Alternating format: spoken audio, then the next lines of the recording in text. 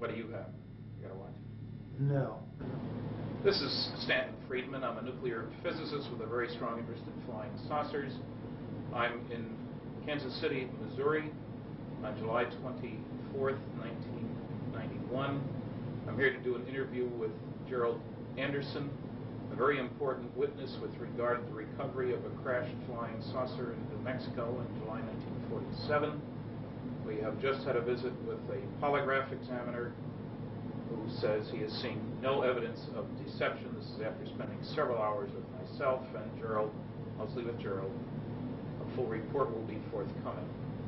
So with that, we will talk to Gerald Anderson. Okay.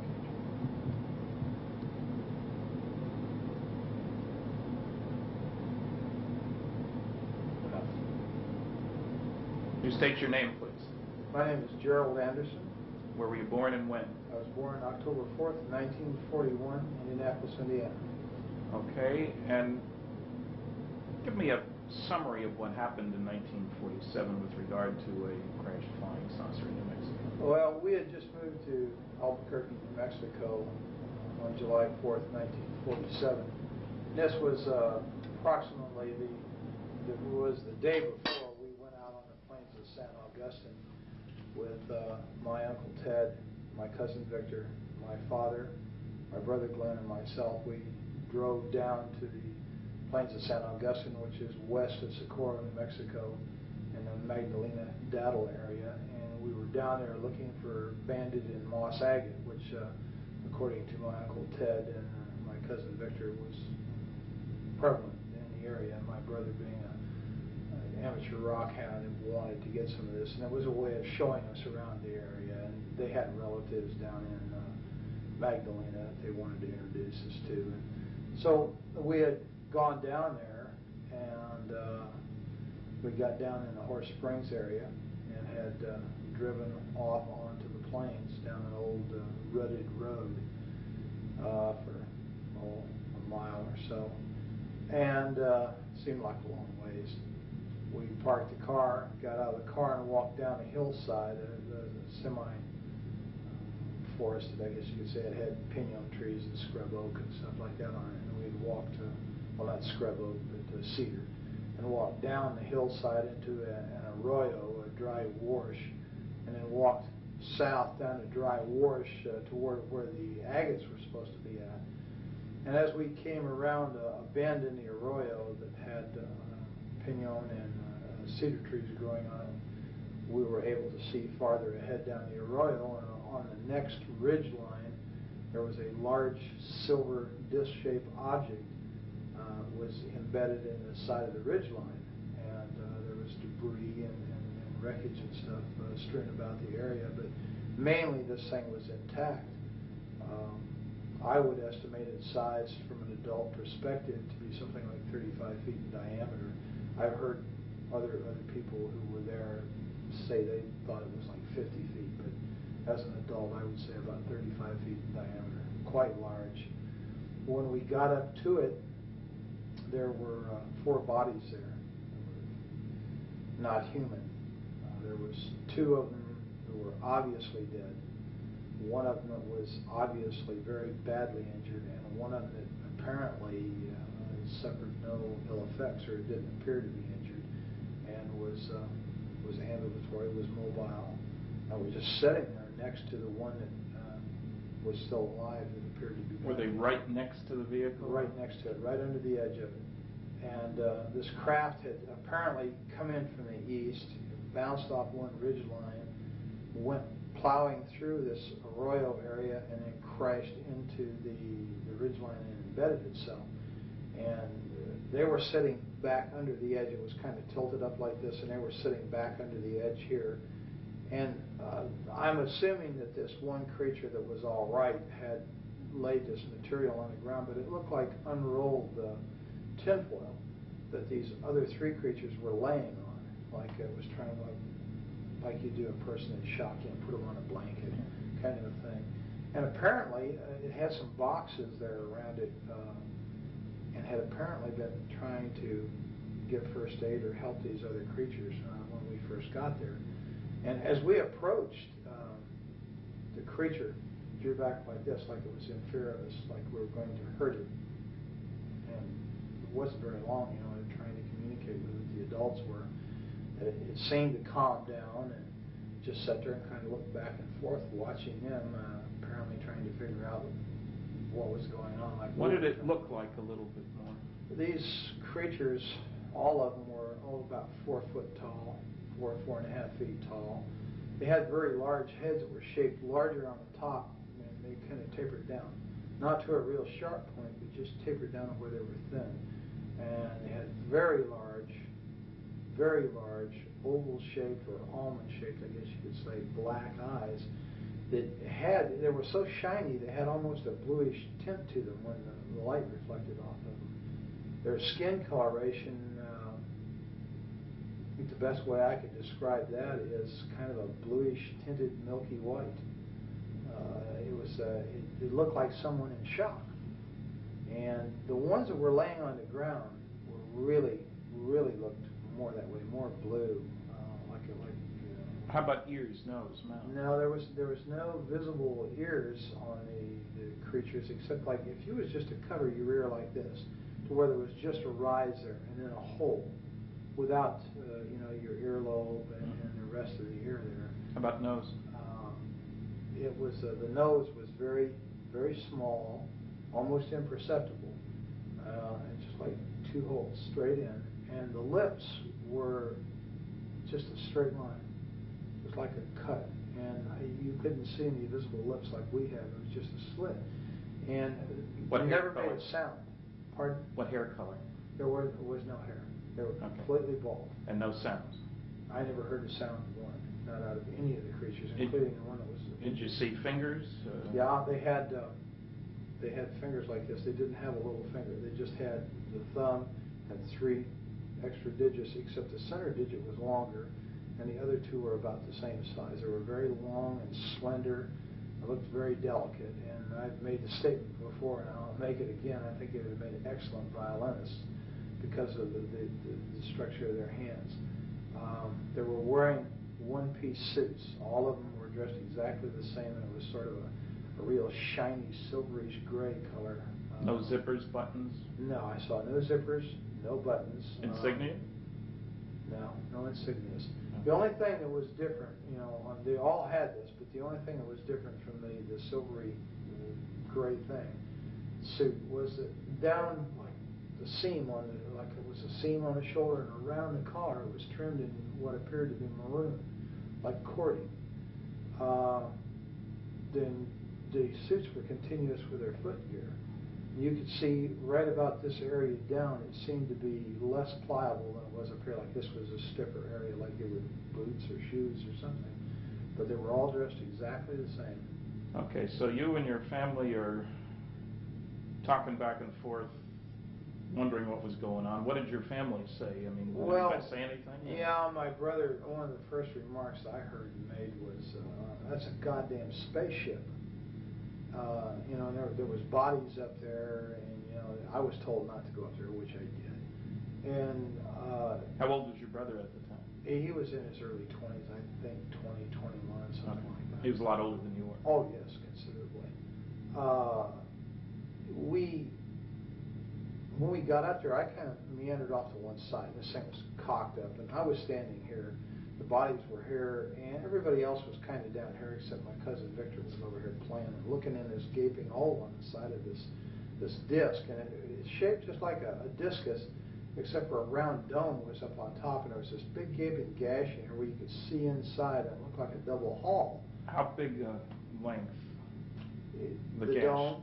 The gash. Well, it covered the greater majority from the center of the craft out. It was just like a gaping hole in there. And I'm thinking, it's like about 30 feet, 35 feet in diameter, so we're talking about 17 feet maybe. Oh, okay. And most of that one side was ripped open like that. And you could see inside, and you could see another double hull in there, and there was these rows of components that was on there, and there was lights that flashed on and off. Some of them were steady, some were flashing.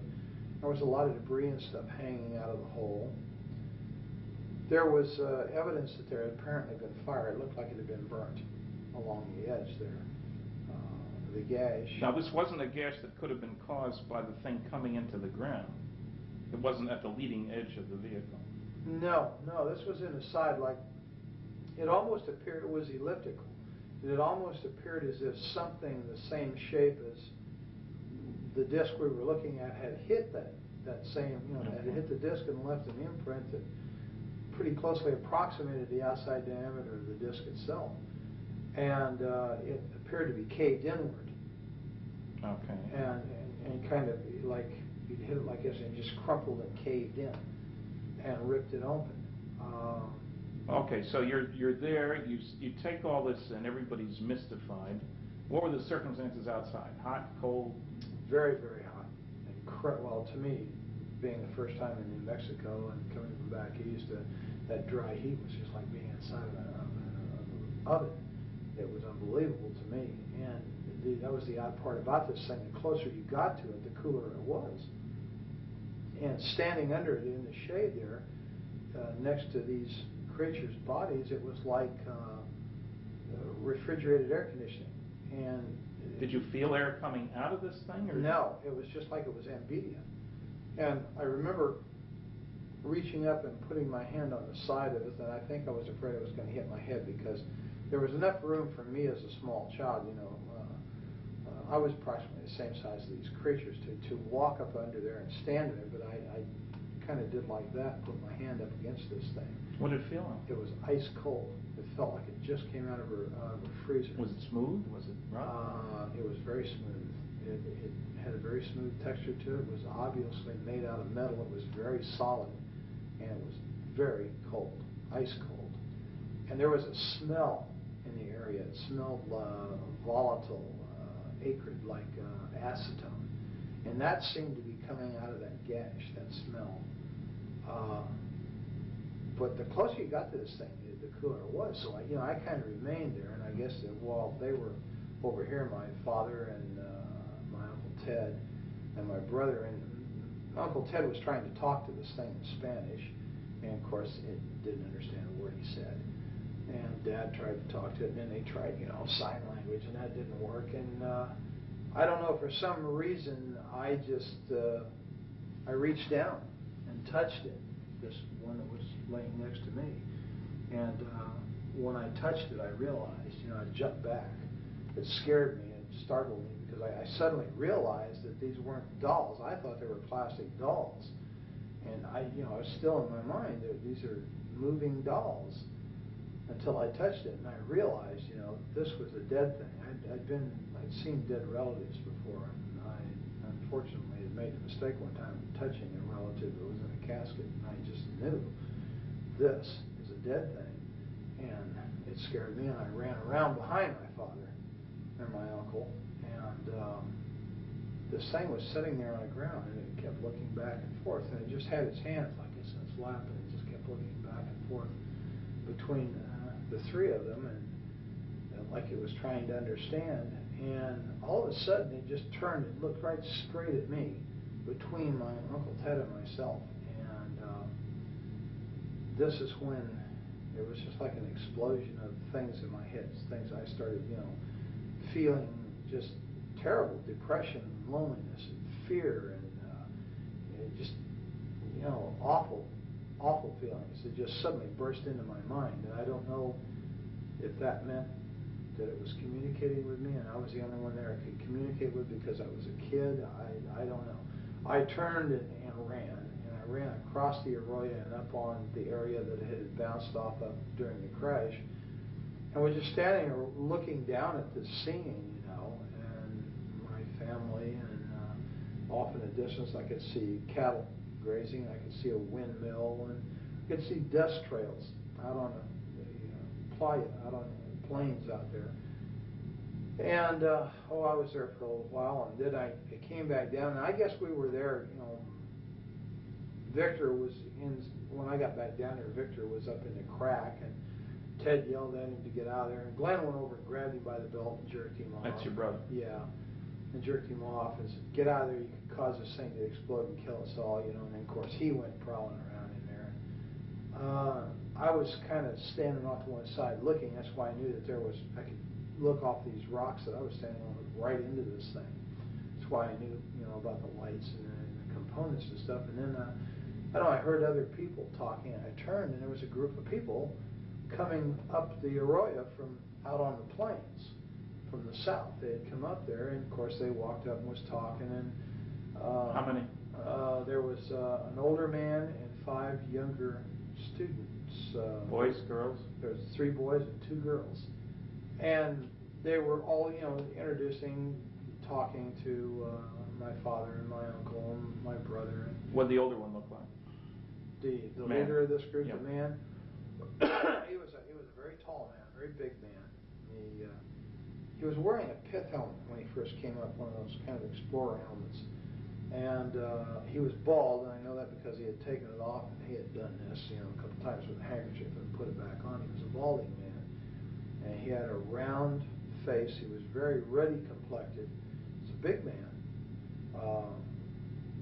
and he apparently was a doctor because they kept calling him doctor. And as I understand it, was an archaeological group that was out there on some kind of summer thing, and they talked, and he apparently was able to speak several foreign languages, and he tried to talk to this creature several times in different languages, again to no avail. How did he happen to be there? Had he seen the thing? Well, they claimed that they said they saw this thing come down the night before, flaming, and they thought it was a meteorite.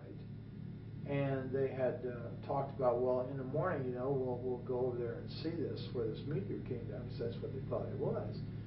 And when the sun came up the next morning, and they got about their business and got up, and somebody looked over and said, they saw all the shiny metal and stuff across the plains there, and they realized it wasn't a meteorite, it may have been an airplane, and crashed. So they all decided to go over there and see if there was anybody who was alive, that was hurt, that needed help. They had driven over? No, they walked over, apparently, the way I understand it.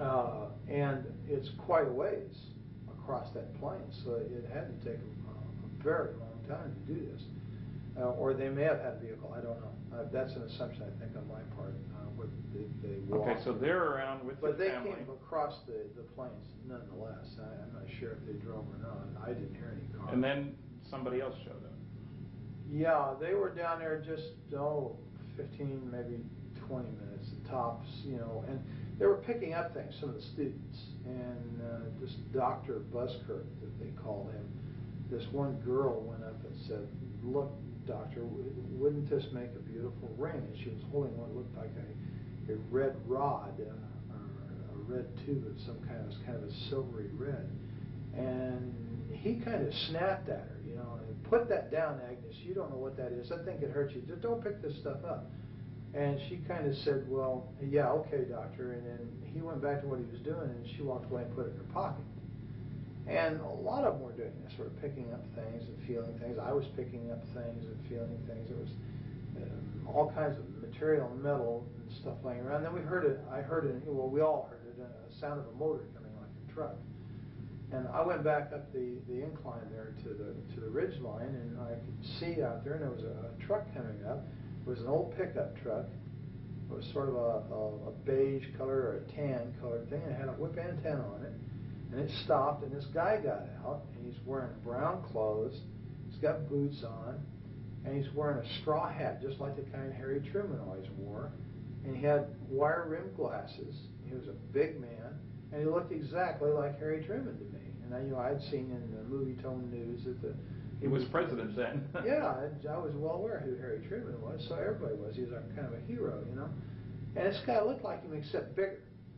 And I don't think he didn't look as old either. His hair was kind of light gray, and he walked over there, and they got to talking, with everybody, and he told them that he worked out on the plains out there, and that he made maps, and that he had seen the wreckage from out there on the plains, and he saw the people, and he thought it was a plane wreck, and just something was going on, and he came over there to see. And he hadn't been there but just a very, very few minutes when we heard all kinds of motors and engines straining and stuff. And here comes a military car with a big white star on the side of it, followed by a 6x, which is a military truck with a kind of a canvas wagon type canvas thing over it, and it's full of soldiers. They've got guns, and right behind that was what we call a 4x, which is like a medium-sized Jeep truck situation, and it had two big high whip antennas, all kinds of radio gear in the back, and a guy back there with earphones and stuff on, and he's, you know, working these radios, and they all pulled up and stopped. And which direction had they come from? They came from the north, from the Horse Springs area, right? So they could have come off the highway there. Oh yeah, I'm sure that's exactly how they got there. They come off the highway the same way we did. Well, in the meantime, when it stopped, this black soldier, the sergeant, and the reason I know he was a sergeant, my brother told me he was, and he got out of this car, and then a guy got out on the other side, and Glenn said he was a captain. He told me later he was a captain, and this guy had orange-red hair, and all the soldiers then came running over there, pointing guns at people, and telling them, "Get away, get away, get away," you know. And when this creature saw these people, the military, he went nuts. He went into an absolute panic, worse than what he did when he saw us. Did he move around, or just his eyes? He just okay. Crazy, and it was like he was looking fearful. like he was looking for a place to run and hide. But he never got up. Never got up. He never left the one injured one next to him. And this red-headed officer, this guy was a real butthole. He made all the threats. He threatened to have people shot if they didn't move to away. Everybody? Oh yeah, get away, get away. You know, we'll shoot. Get away from there. This is a military secret. You know, just screaming and hollering. And he told my uncle and my father that if they didn't want to spend the rest of their life in prison, they would never say anything about what they saw there. If they ever wanted to see us kids again, they'd take the kids away, and they'd never see the kids, you know, meaning me and Victor, that we'd better keep our mouths shut. If we did not, this is what was going to happen.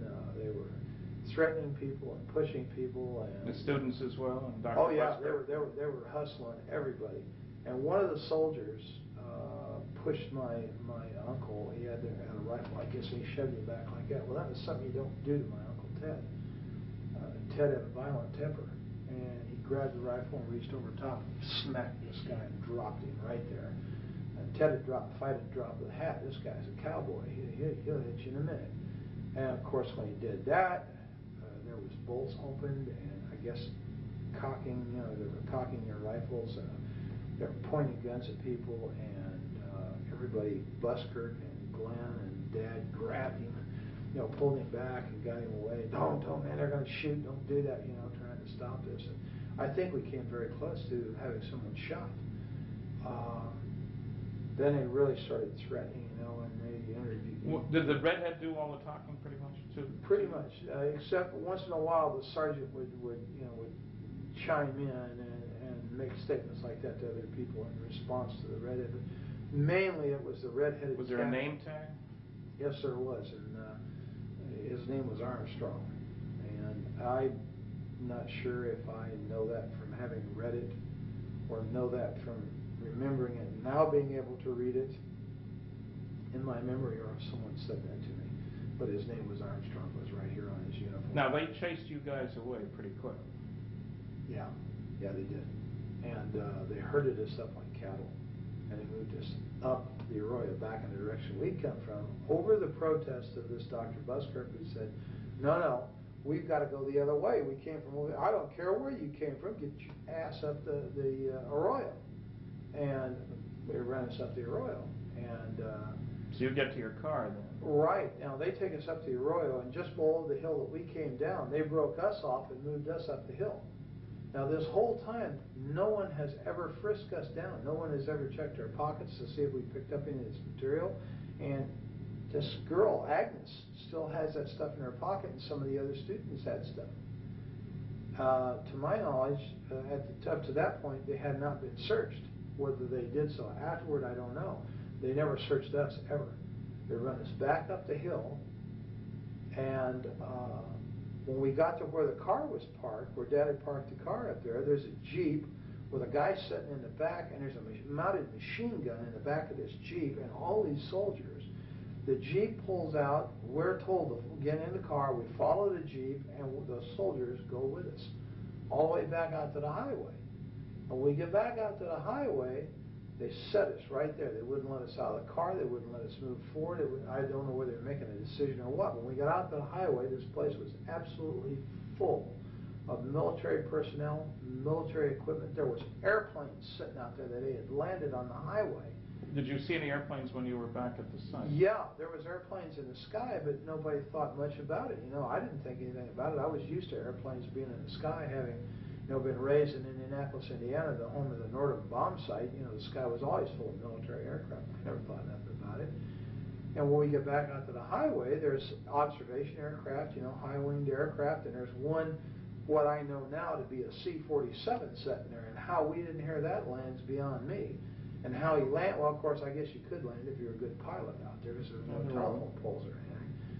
And it was, they had tore the fence down on the north side of that highway, and all this equipment was setting back up there, and that plane was up there, and they were taking stuff out of the plane.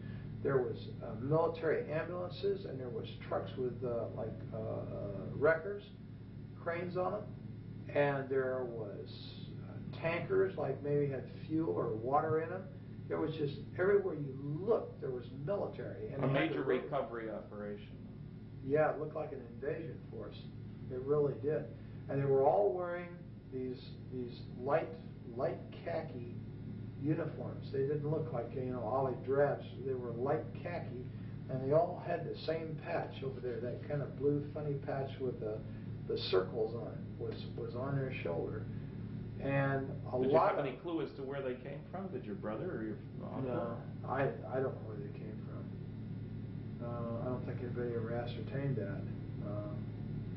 There were a lot of them had MP patches, and some of them were wearing nightsticks off of these webbed utility belts. They had nightsticks, and they had 45s and holsters. You know, the automatics in the fold-over holster.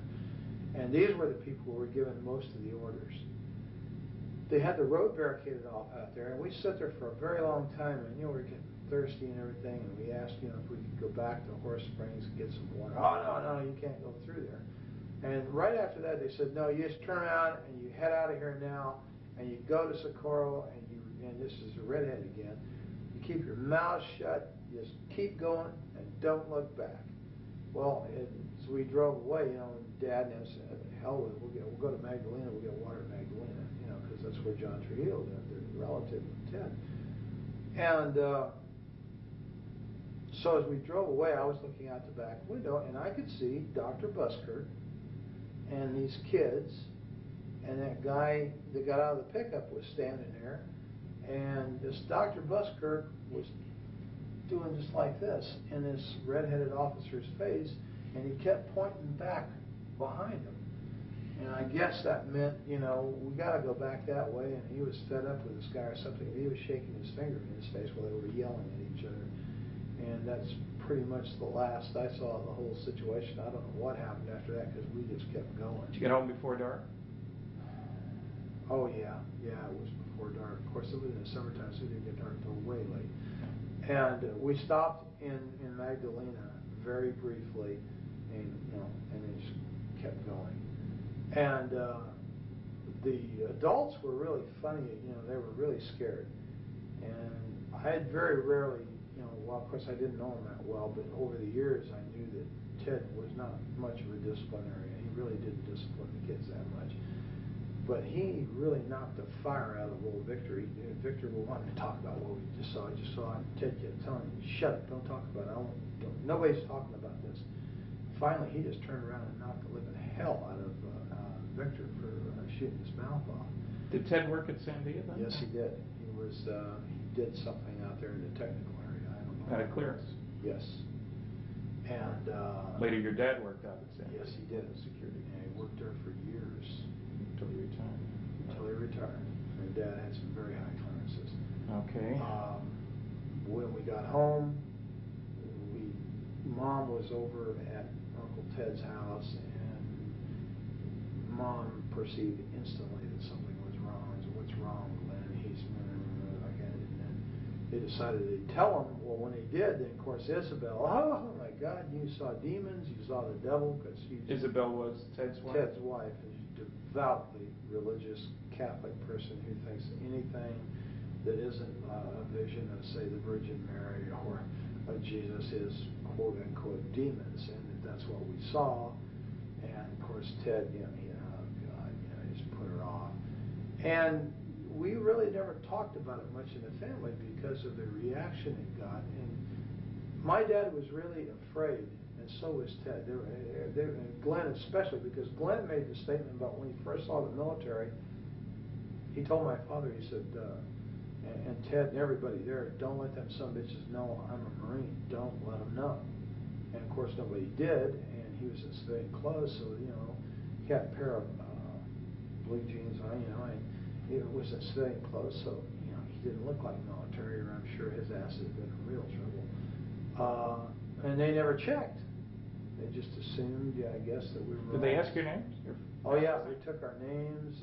They got all that from my dad, and my brother just very cursory would, just hardly talk to him at all. He let Dad and Ted do most of the talking, which was pretty smart, I think, under the circumstances. And of course, they never really asked me any questions at all. You were just a kid. Yeah, I was just a kid. And well, you first went public with this. Now, let's first square away. All the other four that you were with are dead. Yes.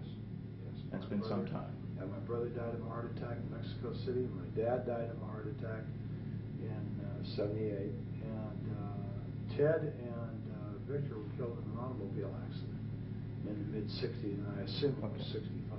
Right, now, there's a strange diary that's turned up. How did that happen? Well, when I went to my father's funeral in 1978, a lot of Dad's personal belongings were given to us boys. You didn't live in the area at the time. Oh, no. You'd gone off to the military. I've been in the military, and subsequently, on return to the military, moved to Colorado immediately. And your dad had remarried a couple of times. And oh, yeah. This was, Dad was on his third wife. And his personal belongings and stuff, were kind of given to my two brothers and myself. And my cousin Valley Jean was there at the funeral. That's Ted's daughter. Yes. And she came up and was talking to me, and she said, here, you were there, you need to have this too. And she handed me these photocopies. And at first, I thought, well, what is this, Dad's diary? She said, no, it's my dad's diary, but you were there, you need to have this. And then it dawned on me what I was looking at, and because I read a little bit of it. And so I said, yeah, okay, and I didn't want to talk about it at the funeral because Roz's side of the family, God bless her. That's your dad's third wife. God bless her, I loved her. But they were very religious, and they would have viewed this exactly the same way as Isabel had, as evil. And I really didn't want to have any problems with them. We were kind of on shaky terms. We didn't see eye to eye religiously, so we're not quite good. Well, you're active in religion now, aren't you? Oh, yes. You're a deacon in the Episcopal Church? Right. Okay, that means you actively participate in Well, service. yeah, lay Eucharistic ministry. Okay. So I actively participate. I serve on the altar. What do you do for a living now? I'm a security officer in the state of Missouri. And you've been doing police sort of work for several years now? Oh, yes, about 9 years all told. And you also are going to college to be a nurse, and you've already got a couple of associate degrees from community colleges. Right, yes. One Associate of Science and one Associate of General Studies, and I'm working toward my Bachelor's of Nursing. In roughly 2 years, I will have my Bachelor of Nursing. I'll be a licensed. Now, to be a security officer, you have to be licensed by the state of Missouri, do you? Yes, you have to be a certified law enforcement officer, which means that you have to have gone to the state academy, the Department of Public Safety. So that's not just a pickup thing. Oh, no, you have to It's a attend the professional. academy. Yes, it's definite. Okay. And you have to work for the state under these conditions you have to not only be certified, but you have to have prior law enforcement experience. Now, when we get back to the diary for just a minute, when you were hypnotized by John Carpenter, a psychiatric social worker, and he was asking you questions about the diary, apparently you'd been told that there were a number of copies of that around? Yeah. Something buried out maybe there too? Yeah, as I understood. Well, in fact, in conversations with Valley Jean after the fact, after I got involved in this thing through the Unsolved Mysteries thing, I was told that that wasn't the only diary. That what I had was a copy. Well, it was a photocopy. Okay. And that there were a lot of these copies around, and apparently Uncle Ted or someone had put these out through different people in the family and friends and stuff for reasons, I don't know, to keep them from getting lost or something like that. Okay, now when I asked you for the original, you contacted who? Well, yeah, Valley Jean. That was Valley Jean. Okay, Right. She was in a convent. Right. And she was reluctant to do anything. You had to call a number of times, as I recall. That's correct. And you talked to the bishop? Somebody talked to him. Yeah, I talked to a bishop. And he convinced her to send the stuff to me? Yes, apparently. Okay, because I got it directly from Colorado with a cover letter that strongly indicated that she didn't want any more to do with this. That was part of the agreement. But that she considered this the work of the devil, or words to that effect anyway. Yeah, I think she's of the same opinion that her mother was. Okay, It so... was the work of the devil. And you see, all I ever had of this was the photographic copies that I had showed you originally. And as I understand it, you received the original. I received the copies, original from the which those have been made. They were partly burnt. She mentioned she had intended to burn them, but because of your persistence and with the agreement that I never contact her, she would send them to me. And as you know, when I had forensic analysis done, it showed that the ink dated from the early 70s. The paper could have been available in 47. So it was clearly not an original. But it was also done before there was any publicity about this case anywhere, because I know I was the first one to get involved. Exactly. Now, as you know, we have discovered, not I, but you had identi-sketches done by a police artist of the various people involved in this. Right. And as you know, there is a picture, several pictures that seem to indicate that Dr. Buskirk was Dr. Winfred Buskirk, who had received his PhD at the University of New Mexico. And you had described him as in his late 30s, early 40s. It turns out he was 39 in 1947. He was bald and been bald most of his life, even up to then. Was there other contact between you and he at that time, as far as you knew? Your family and him, or? I don't know. Okay, not to your knowledge. Not to my knowledge. I don't believe my dad had ever contacted him. There's a possibility that Ted may have, and I'm not sure why.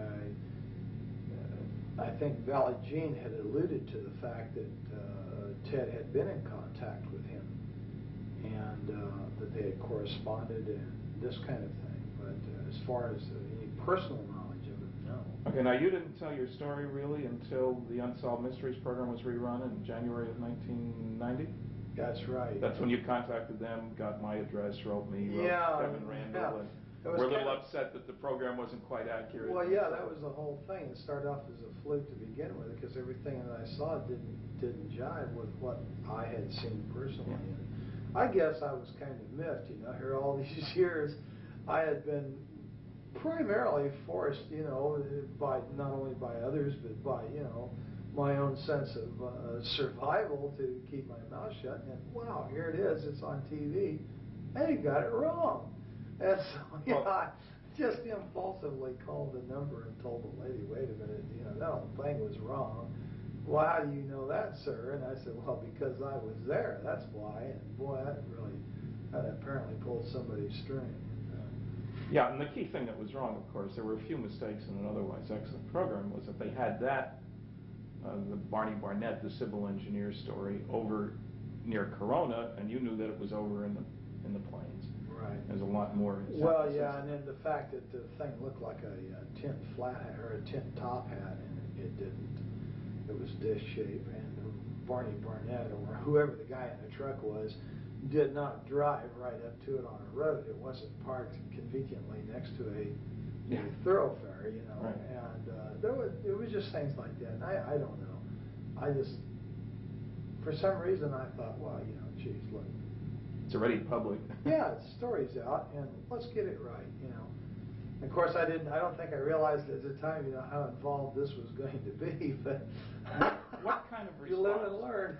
Now, I got you together with John Carpenter, the psychiatric social worker, and you guys had several sessions, and then we flew out to the site. You're reasonably convinced now that the second time around out there, we did find the exact location. Yeah, the first time in, you know, it was like 43 years. And we're in a helicopter, which you never... Yeah, I was in the air this time, and the last time I was on the ground. And so, you know, the landmarks were a little confusing. I was positive I was in the right place. But until we actually got on the ground, John and I, and retraced the route in there that we had come in the car, I wasn't absolutely sure. There was two ridge lines there, and I wasn't really sure of which one it was. And I had the feeling that the first one that I had pointed out was the correct one, but once I went in on the ground on foot with John, I knew instantly that it wasn't that one, it was the other one, and I'm absolutely positive that that's where I was at. There's no question in my mind. And you will recall that you described the woman who sold you the pop on the way in? Right. And we found the older woman there who said that was exactly what she looked like. That's right. And I'll never forget that lady because I had it with the heat. I'm telling you. Back seat of that 40 Plymouth, down those dirty old roads and stuff, and for mile after mile. And of course, my dad was one of these kind of people. When he got in a car, it was point A to point B nonstop. I don't know why. He just never stopped to smell the roses along the way. And so, you know, I was pretty sad shape, and you know, I remember that lady quite well. What kind of response have you had? You went public. I mean, John talked to a newsman. You both talked. He called me. And the Springfield newspaper carried a very straight, very large article, and that got spread around by lots of people. So suddenly you're a celebrity, if you will. What kind of reaction from the people who knew you on campus where you worked, your friends? Oh, very, very few negativists. There's the noisy negativists, you know. We have those. But in general, generally supportive. 99% of the people were incredibly supportive. Only one professor at the university was of the negativist type that was vocal about it. Everybody else is just 100% supportive. The majority of these people are absolutely convinced, even without this story, that extraterrestrial life forms exist and that the people are flying around out there and moving between systems and stuff. And it's just an unbelievable amount of support. You didn't lose your job? Oh, no. Your boss didn't give you a hard time? Absolutely not. In fact, I think I can publicly say that my boss is extremely supportive because he is a avid ufologist himself. He is fascinated by the subject, and you won't have any problem convincing him either. And my boss has a master's degree. He's not someone that's untrained observer that's given to hallucination. Most of the people who are the most supportive of me are people with very high educations, very, very solid education, very solid, upstanding degree people, not given to hallucination. You attended a UFO conference with John Carpenter, and he gave a paper, I guess, and introduced you.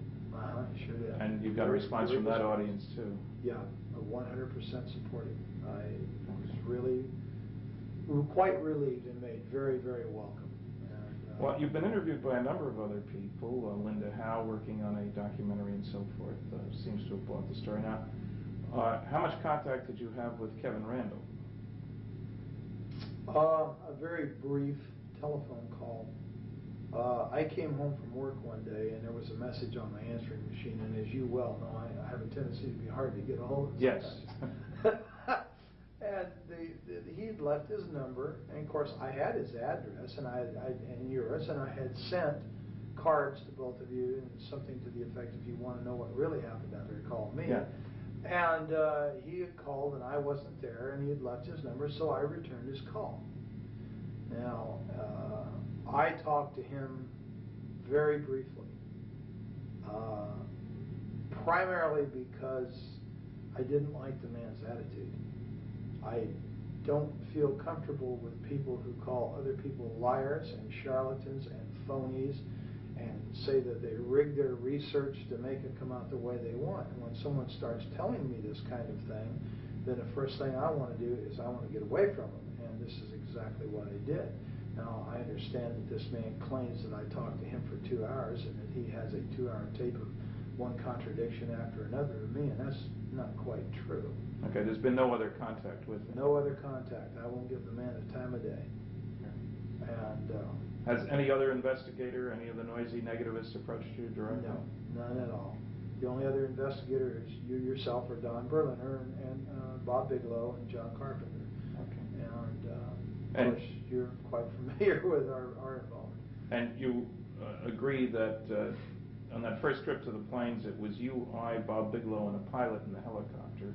Yeah, Joe Channing, the pilot, was in the front seat on the left side. I was in the front seat on the right side. You were directly behind me. No. You were directly behind the pilot on the left side, and Bob Bigelow was directly behind me on the passenger side. Right, and then we met up eventually with Don Berliner and John Carpenter, and we spent the next 3 days They drove to Dattle. They drove the Jeeps and stuff to Dattle, and were waiting for us at Dattle when we landed in the highway island out there. Right, and as you recall, where did we refuel the helicopter? Springerdale, Arizona. So it's not far to Arizona, that's the point. No, it was just a matter of a few minutes, actually. 25 minutes maybe at the max, west of where we were located. All right, I think we may pick this up another time, but I think that'll do us for now. I really appreciate the time and trouble and effort and all the rest of that, and on to bigger and better things.